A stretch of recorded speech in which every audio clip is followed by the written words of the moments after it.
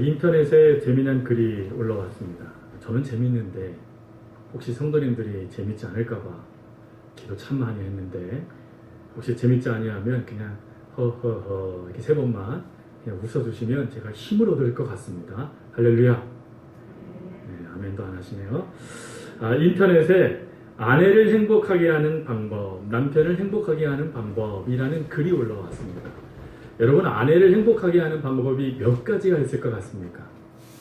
그 글에 보니까요, 아내를 행복하게 하는 방법은 500여 가지랍니다. 그러니까 옆에 장로님, 집사님, 성도님의 아내를 내가 이렇게 했더니 행복해졌더라, 그는 그분에게 해당되는 겁니다. 그러니까 다른 행복의 모델들이 있어야 된다는 것이죠. 모습들이요. 근데 그 대표적인 것 중에 1, 2, 3위 안에 드는 것이 있더라고요. 그게 뭐냐면 첫 번째로 안아주랍니다. 즉, 내 아내를 행복하게 하려면 많이 안아주면 안아줄수록 행복해진답니다. 그런 은혜가 있길 바랍니다. 예. 그리고 두 번째, 사실 저희들이 잘 못하는 건데, 두 번째가 뭐냐면 청소해주기랍니다. 청소해주기. 청소만 해줘도 아내들이 너무 행복하답니다. 맞습니까? 예, 아닌 것 같아요. 청소만 해줘도. 그리고 세 번째로 아내를 행복하게 해주는 방법은 처가에 잘 가는 것이라고 합니다. 즉, 처가에 자주 가주는 남편이 사랑을 받는다. 이게 1, 2, 3위입니다. 그 외에 500여 가지의 행복하게 해주는 그런 모델들이 있더라고요. 그러면 이제 바꾸어서 남편을 행복하게 해주는 방법은 몇 가지가 있을 것 같습니까? 남편은요, 안타깝게도요, 3가지가 있답니다. 3가지. 그 3가지가 뭐냐면 1번 먹인다, 2번 재운다, 3번 가만히 둔다. 이거랍니다. 제가 이걸 가만히 보니까 이게 진짜 진리더라고요. 진리요. 아내가 저에게 먹을 걸 딱 주면요, 일단 행복해요. 그래서 만사 오케이, 뭐든지 하세요, 이렇게 되는데, 또 피곤하면 자야 되거든요. 근데 막 잠자지 못하면 또 짜증날 때가 있지 않습니까? 근데 재운대요. 얼마나 행복한 말입니까? 세 번째는 가만히 둔대요. 도대체 뭐 하는데, 이거 묻지 않고 그냥 가만히 두시는 은혜가 있기를 바랍니다. 예. 로마 카톨릭, 또 우리나라에서는 천주교라고 말하는 로마 카톨릭이 있습니다. 로마 카톨릭은 우리 개신교가 절대로 받아들일 수 없는 한 가지의 잘못된 사상이 있지요. 그 사상이 바로 성인 숭배 사상입니다. 즉, 사람이 죽은 다음에 그 사람을 성인의 반열로 올려놔서 그 사람에게, 그 성인된 사람에게 기도하면 그 성인이 모든 기도에 응답해준다. 이게 바로 성인 숭배 사상입니다. 이걸 왜 기독교가 받아들일 수 없느냐? 그것은 유일하게 우리가 기도를 할 수 있는 통로는 예수 그리스도 외에는 없기 때문에 그렇습니다. 예수 그리스도를 통하여서 하나님께 은혜의 기도들이 올라가면 하나님은 그 기도에 응답하셔서 우리의 삶에 하나님의 역사들을 더해 가시는 것이죠. 근데 큰 천주교에서는 하나님만 그거 하는 게 아니라 교황도 할 수 있고, 그리고 성인들도 할 수 있으니 그들을 기념하면서 그들을 숭배해야 된다. 그래서 성인 숭배 사상 가운데 여러분 잘 알고 있듯이 조각상들이 그래 천주교가 많은 겁니다. 그걸 보고 기도해야 되는 것이거든요. 하지만 성경과 빗나간 것입니다. 성경에서는 절대로 그렇게 말하지 않죠. 그럼에도 불구하고 우리들이 뭔가 성인 그러면 비범한 사람, 아니면 인도의 캘커타에서 그 유명한 성인이라고 불렸던 그 여인 마대 테레사처럼 무엇인가 많은 이들을 감동시키는 사람이 성인이라고 우리는 생각합니다. 또한 모든 사회의 구성원들이 그 한 사람을 생각할 때, 맞아, 저런 사람이야말로 진정한 하나님의 사람이야 라고 인정받을 수 있는 사람들을 우리는 성자, 성인이라고 우리는 생각하지요.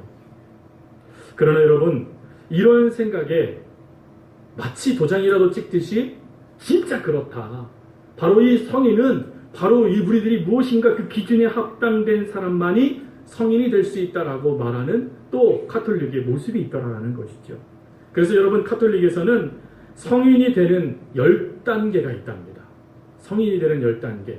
일단은 우리 서옥교회 교우들은 일단 탈락입니다. 왜 탈락이냐면 그 첫 번째 조건이 뭐냐면 천주교인이어야 한다라는 것입니다. 그러니까 우리는 천주교인이 아니잖아요. 그렇죠? 그렇죠? 우리는 누굽니까? 하나님 자녀잖아요. 일단 이미 우리는 탈락입니다. 그러니까 안심하고 들으십시오. 탈락됐으니까 긴장하실 필요가 없어요. 그리고 두 번째로는 반드시 죽어야 된답니다. 반드시 죽어야 된다.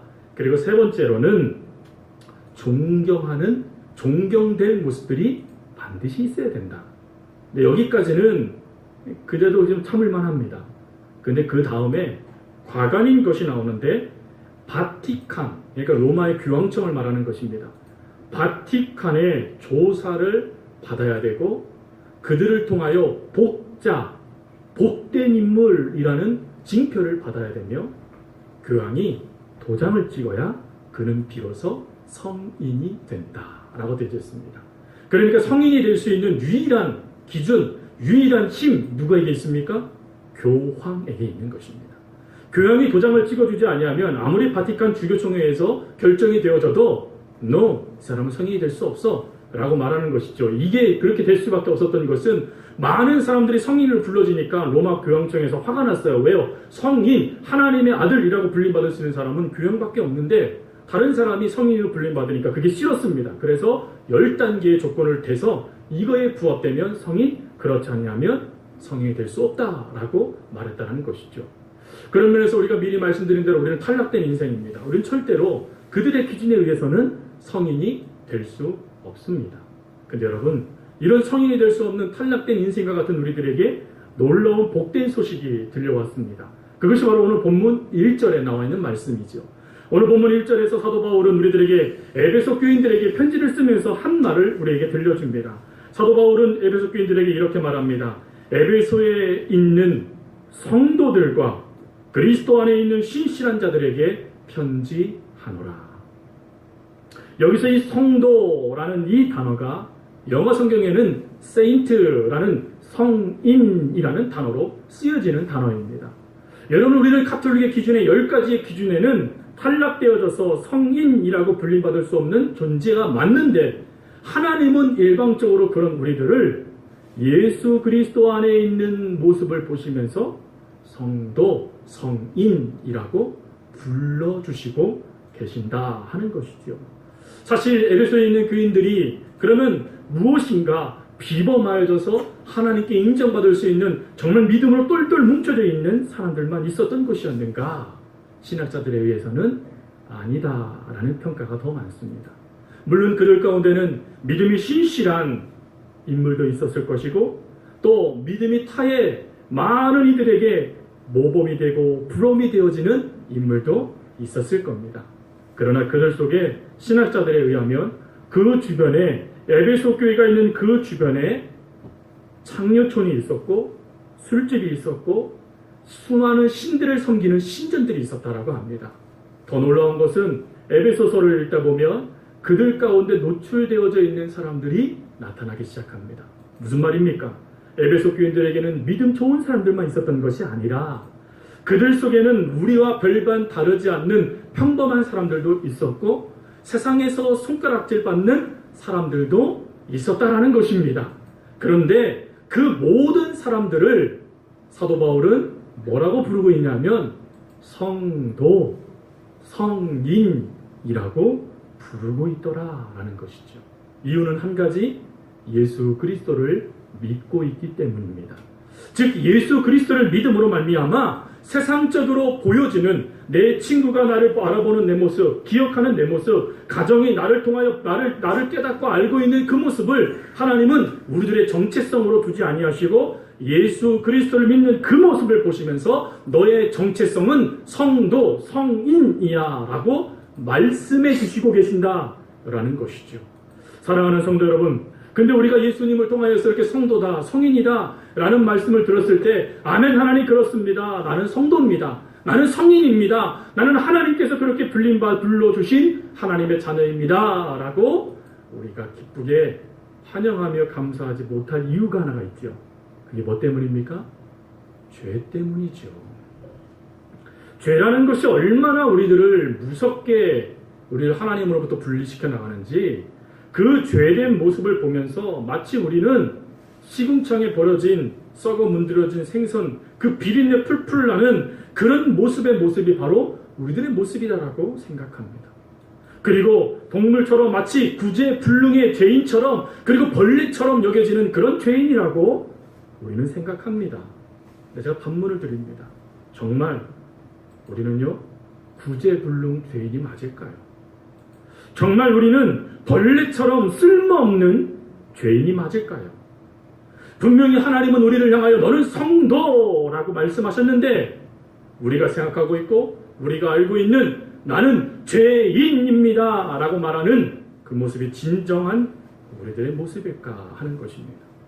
사실 예수님, 나는 도대체 누구인가, 나는 누구죠? 라는 것을 오후찬양 예배 때 3번이나 설교를 할 정도로 계속해서 나는 누군가에 대해서 말씀을 드렸는데, 이제는 구체적으로 에베소서 말씀 전체를 살펴보면서 정말 예수님 안에서 내가 누구인가 하는 것을 좀 분명하게 깨닫는 시간을 갖고자 합니다.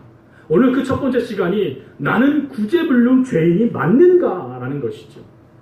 나는 정말 죄인이 맞는가? 질문을 다시 한번 드립니다. 성도님들은 죄인이 맞습니까? 죄인이 맞습니까? 오늘 여러분 분명하게 깨닫는 시간이 됐으면 좋겠습니다. 오늘 말씀의 제목은 예수님 안에서 나는 구제불능 죄인이 아니다 라는 것입니다.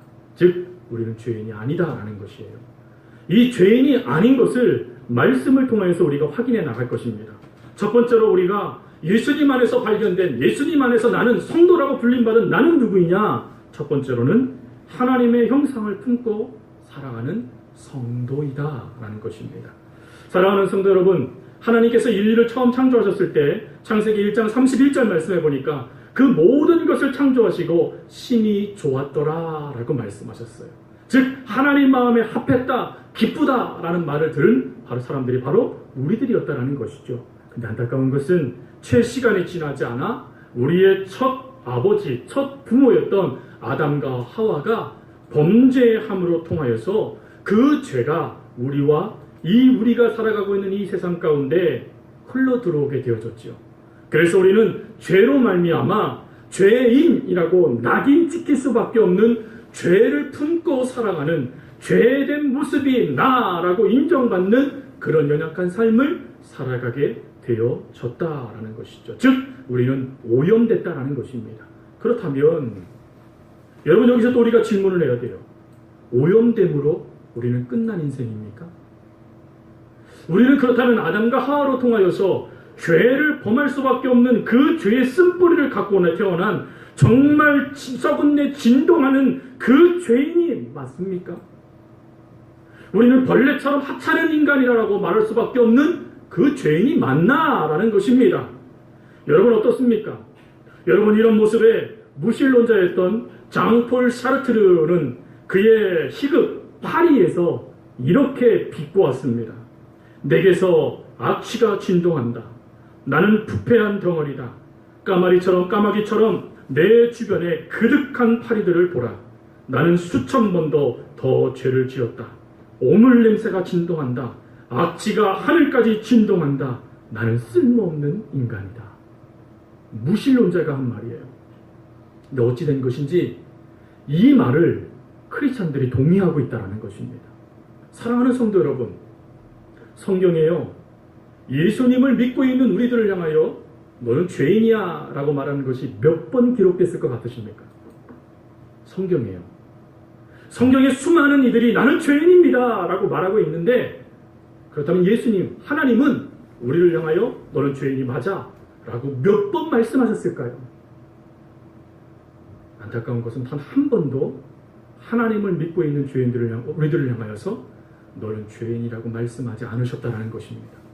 성경에 너는 죄인이야 라고 말하는 사람들은 철저하게 불신자들이었습니다. 즉 하나님을, 예수님을 통하여서 하나님의 자녀가 된 이들을 향하여서는 하나님은 한 번도 너는 죄인이야, 너는 멸망받을 수밖에 없는 존재야 라고 말씀하지 않으셨다는 것이에요. 그런데 우리들은 어떻게 생각합니까? 우리들의 죄된 모습을 인하여서 나는 죄인이 맞다라고 생각한다는 거예요. 성경은 아니다라고 말씀하시는데 오히려 너는 의인이다. 너는 내 자녀다. 너는 복을 받을 자이다. 너를 위해 내가 생명을 바칩니다. 라고 말씀하시면서 우리는 하나님의 복된 인생이라고 말씀하시는데, 우리는 우리들도 모르는 사이에 나는 죄인이 맞습니다, 하나님. 나는 썩은 내가 풀풀 나는 그 썩어 문드러지고 있는 생선 비린 생선과 같은 존재입니다라고 우리를 자꾸 우리의 신앙을 떨어뜨리고 있는 모습들을 우리 가운데 나타나고 있다는 것이죠. 사랑하는 성도 여러분, 우리들은 죄의 모습들이 나타날 수밖에 없는 연약함은 있습니다. 그러나 죄는 범할 수 있어도 우리는 죄인은 아니에요. 여러분 집에 다 거울 하나가 다 있으실 것이죠. 여러분 그 거울이요, 처음에 사올 때는 얼마나 반짝반짝하고 깨끗한지 몰라요.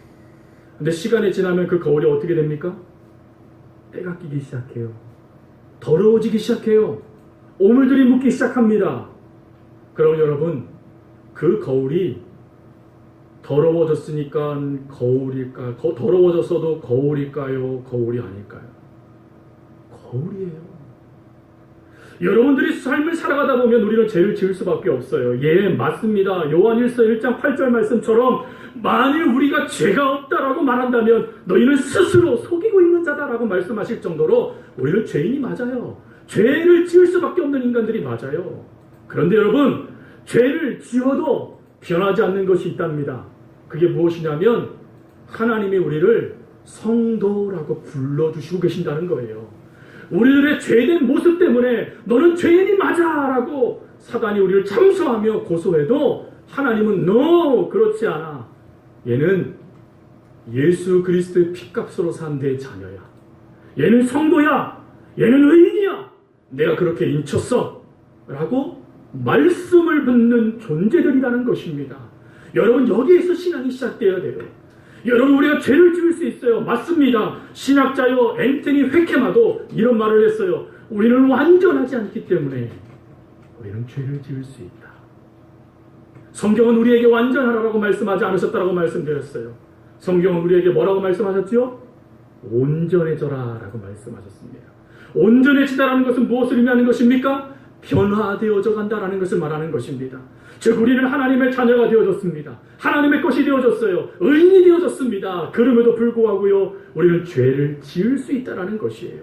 그러나 여러분, 죄를 지었다고 하나님은 우리를 너는 죄인이야 라고 도장을 찍지 않으신다라는 거예요. 죄를 져도 우리는 뭐라고요? 의인이라는 것입니다. 여러분들이 믿지 않으셔도 하나님이 그 의롭다라고 우리를 이미 인정해 주셨어요. 여러분, 이것을 잊으시면 안 돼요. 나는 죄를 지을 수 있습니다. 그러나 그럼에도 예수 그리스도의 피값으로 나는 의인이 됐습니다.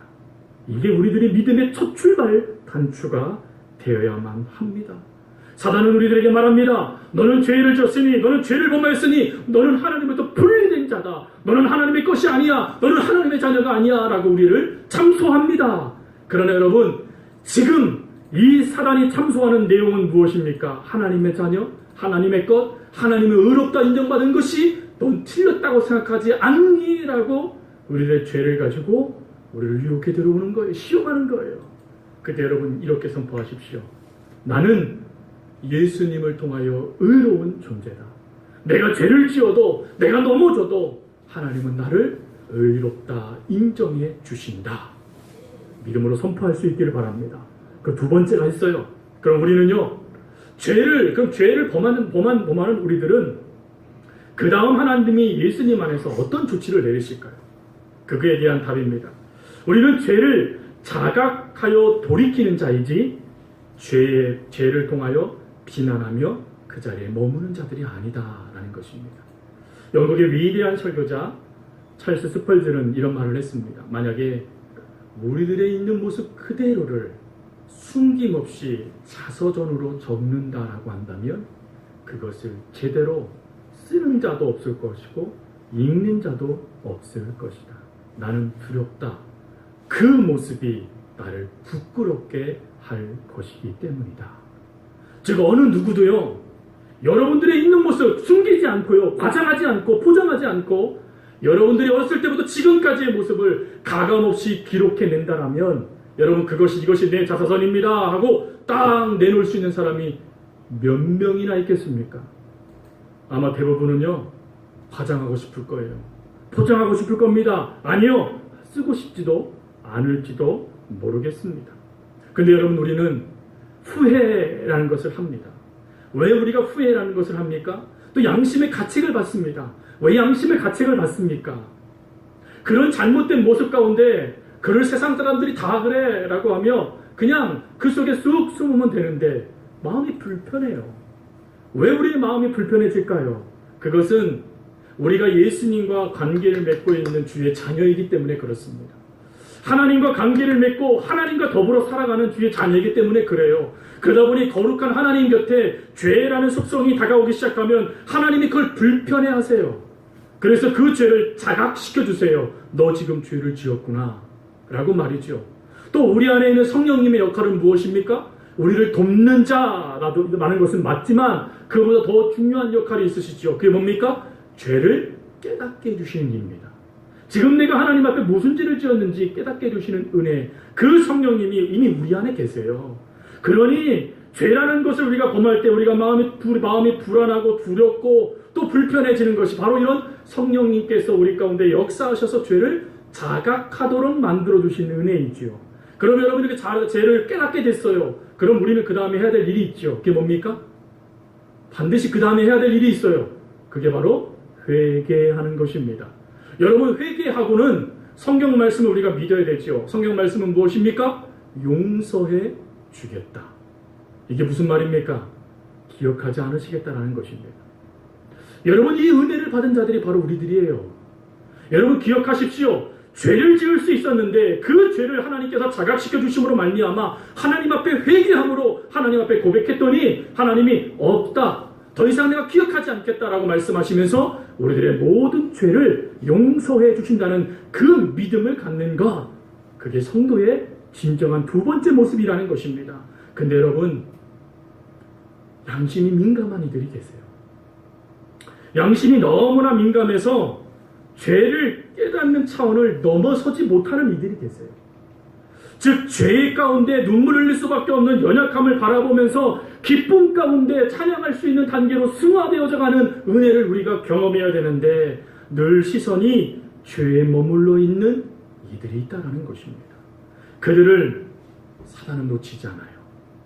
사단은 그들을 놓치지 않아서 그 죄된 모습들을 계속해서 보여주면서 자기 자신을 비난하게 만든다는 것입니다. 너가 듣기에 네가 무슨 하나님의 자녀야? 너처럼 썩었네 풀풀 나는 인생이 무슨 하나님의 백성이야? 네가 무슨 의로운 자야? 라고 하며 비난하도록 만든다는 것입니다. 또 더 나아가서 그 죄의 슬픔과 절망에 질식당하도록 만들어버리고, 그리고 더 중요한 것, 그 죄에 허덕이며 나는 어쩔 수 없는 존재다라고 믿도록 만든다라는 것입니다. 사랑하는 성도 여러분, 우리는 죄인이 아닙니다. 우리는 하나님으로부터 일방적으로 예수님을 통하여 의롭다라고 인정받은 주의 자녀들이에요. 주의 자녀들에게는 죄를 범하는 모습들이 나타날 수도 있습니다. 왜요? 완전하지 않으니까요. 근데 완전하지 않는 그 죄를 성령님이 자각해 주셨을 때 우리는 돌이킵니다. 주여, 그렇습니다. 내가 하나님을 믿으면서도 이 죄를 범하는, 정말 죄를 범하는 연약한 존재입니다. 그랬을 때 가슴을 치며 하나님께 회개할 때 하나님은 이렇게 말씀하세요. 사랑하는 딸아, 사랑하는 아들아, 그래도 나는 너를 사랑한단다. 사랑하는 딸아, 사랑하는 아들아, 너는 죄인이 아니란다. 너는 반드시 변화될 수 있을 거란다. 나는 그렇게 할 거란다 라고 말씀해 주신다는 거예요. 여러분, 이런 모습에 사도 바울은 로마서 8장 1절 말씀에 위대한 말을 합니다. 그러므로 이제 그리스도 예수 안에 있는 자에게는 결코 정죄함이 없다. 여러분 믿으십니까? 예수 그리스도 안에 있는 자들에게는 절망과 슬픔의 죄된 모습들이 나타납니다. 근데 그 모습에 우리가 낙심하거나 절망하거나 무너지거나 심장되지 않는 것은 주께서 우리를 변화시켜 주시기 때문에 그렇습니다. 죄에 허덕이던 나를 바라보게 하는 것이 아니라 죄를 용서해 주시는 예수 그리스도를 바라보도록 만들어 주시기 때문에 그렇다는 것이지요. 죄를 명확하게 깨닫게 해주셔서 그 죄를 벗어나 의로운 자 그리스도인에 합당한 삶으로 우리를 변화시켜 가 주시기 때문에 그렇습니다. 사랑하는 성도 여러분, 예수 그리스도 안에 계십니까? 예수님이 여러분들의 구주이십니까? 예수님을 믿고 계십니까? 그렇다면 여러분은 결코 정죄함이 없습니다. 오직 예수 그리스도 안에 있는 생명의 성령의 법이 죄와 사망의 법에서 여러분들을 해방시켜 주었음을 믿으시기 바랍니다. 그리고 세 번째 은혜가 있어요. 여러분, 우리가 죄에 쉽게 넘어지다 보니까 우리들 가운데 타성에 젖을 때가 있어요. 그래서 어쩔 수 없어, 아니 이거밖에 되지 않아 라고 생각이 우리를 좀 먹듯이 먹어 들어올 때가 있습니다. 여러분 어떠십니까? 우리는 약한 존재가 맞습니까? 틀립니까? 맞지요? 근데 우리는 진짜 약한 존재입니까? 강한 존재입니까? 왜 대답이 적으세요? 우리는 약한 게 우리들의 모습입니까? 강한 게 우리들의 모습입니까? 자, 그것을 확신시켜 드리겠습니다. 여러분, 이런 이야기가 있더라고요. 3일 동안 호랑이가 굶었어요. 그래가지고 이제 내가 뭐라도 먹어야 되겠다라는 생각으로 막세 산을 어슬렁거리고 있는데 토끼 한 마리가 겁도 없이 누워서 자고 있는 거예요. 그래서 호랑이가 얼씨구나, 이건 하나님이 주신 은혜야 하고 그 호랑이를 딱 잡아서 딱 먹으려고 그랬더니 토끼가 뭐라 그랬을까요? 이거 나 임마 라고 눈을 탁 째려보면서 얘기했다는 거예요.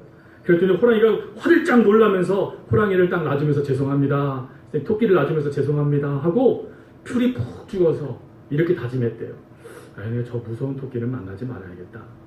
그리고 그 다음날 배가 너무 고프니까 또 막 사냥을 했는데 이 토끼가 또 한 마리가 또 자고 있는 거예요. 그리고 얼씨구 하고 딱 잡았더니 그 토끼가 어떤 토끼였을까요? 어제 그 토끼였다는 겁니다. 그래서 그 토끼가 이랬대요. 나야 임마. 그럴 때 호랑이가 또 어쩔 수 없이 놀면서 죄송합니다 하고 또 물러간 거예요. 그래서 호랑이가 기도했대요. 하나님, 이제 그 토끼 안 만나게 해주세요. 정말 제 입에 잘 들어올 수 있는 그런 토끼를 만나게 해주세요 하고 기도 열심히 하고 그걸 막아서 딱 나갔더니 이게 웬일입니까? 전혀 색깔도 다른 토끼 한 마리가 나타난 것입니다. 그래서 하나님 감사합니다 하고 그 토끼를 딱 잡았더니 토끼가 뭐라 그랬을까요? 토끼가 이렇게 말했대요. 소문 다 났어 임마. 이렇게 얘기했다는 거예요. 여러분 어떠십니까? 우리는 호랑이에요. 그런데 안타깝게도요, 무기력한 호랑이라고 우리 스스로를 생각한다는 것입니다. 예, 성경도 이것에 동의하시는 것 같아요. 고린도후서 4장 7절 말씀에 보면 사도 바울은 우리를 뭐라고 말하냐면 질그릇이다 라고 인정합니다. 질그릇은 무엇입니까? 흙으로 만들었기에 언제든지 깨질 수 있는 그릇을 말합니다. 그리고 야고보 사도는요, 야고보서 4장 14절 말씀에 보니까 우리를 뭐라고 말하냐면 안개다. 여러분, 안개는 해 뜨면요 사라져버려요. 그런 존재라는 거예요. 또 시편 103편 말씀에 가보니까 다윗은 우리를 뭐라고 그러냐면 곧 해가 떠오르면 시들어 없어질 풀과 같은 존재다 라고 말씀하세요. 시들어 없어지는 존재, 해 뜨면 사라지는 존재, 그리고 쉽게 깨져버리는 존재, 예, 맞는 것 같아요, 우리가요. 근데 여러분, 우리가 놓치는 게 있어요. 사도 바울은요, 우리가 질그릇은 질그릇인데 그 앞에요 무엇인가를 담고 있는 질그릇이라고 말합니다. 고린도후서 4장 7절에 그는 이렇게 말합니다. 우리가 이 보배를 질그릇에 가졌으니, 이 보배가 누구이십니까? 예수 그리스도이세요. 여러분, 예수 그리스도가 우리 가운데 계시는 거예요. 예수 그리스도가 우리 질그릇같이 언제 깨지지도 알지 못해서 아둥바둥대며 나 스스로 조심해도 어느 순간에 다른 사람의 말에 무너지는 나, 쉽게 죄에 노출되는 나, 그와 같은 질그릇인 내 안에 예수 그리스도가 계신다는 거예요. 그 예수 그리스도 계시니까 그 다음 말씀 놀라운 고백을 해요. 내가 사방에 우겨싸움을 당하여도 내가 낙심하지 않습니다 라고 말이죠. 무슨 말입니까? 나 자신은 약한 게 맞다라는 거예요. 그런데 내 안에 계신 예수님이 강하시기 때문에 사면 초가의 상황 가운데 우리가 놓여져도 우리가 두려워할 필요가 없다라는 것입니다.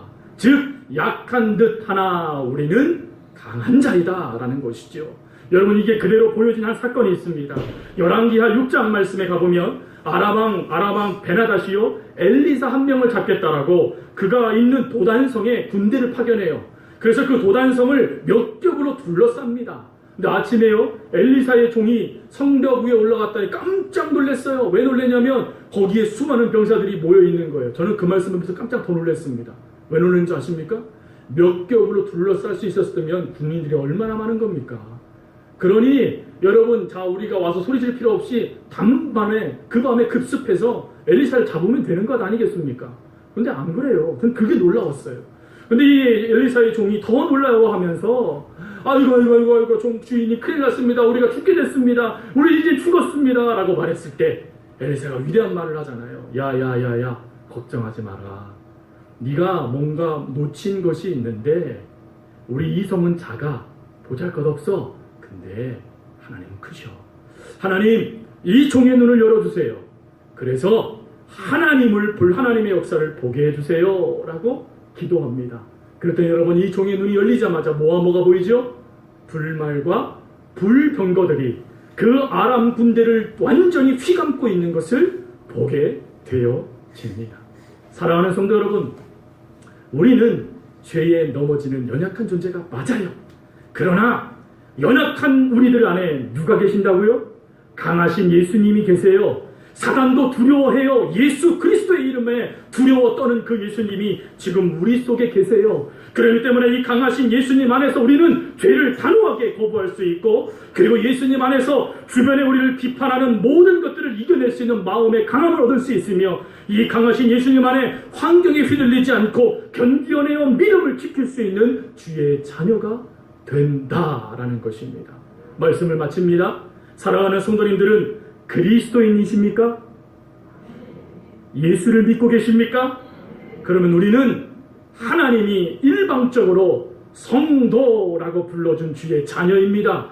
그리고 하나님께서 성도라고만 불러주신 것이 아니라 강하신 하나님의 능력이 우리와 함께함을 통하여 넉넉히 그 삶을 살아갈 수 있도록 역사해 주시는 분이시며, 그리고 우리의 죄를 언제든지 용서해 주셔서 의로운 그리스도인답게 살아갈 수 있도록 역사해 주시는 분이심을 믿으시기 바랍니다. 함께 고백해 볼까요? 나는 성도이다. 우리 옆에 분에게 고백하겠습니다. 당신은 성도입니다. 여러분, 이 믿음을 갖고 죄인이라고 속삭이는 사단의 역사에 속지 마십시오. 너는 죄의 용서함을 받을 수 없다라는 사단의 단죄함을 여러분 부정하십시오. 거절하십시오. 그리고 내 안에 계신 예수 그리스도를 힘입어서 죄된 모든 것들을 해결해 나가고 점점점 온전하여져 가는 주의 자녀들이 다 되어줄 수 있기를 간절히 주님의 이름으로 부탁드립니다.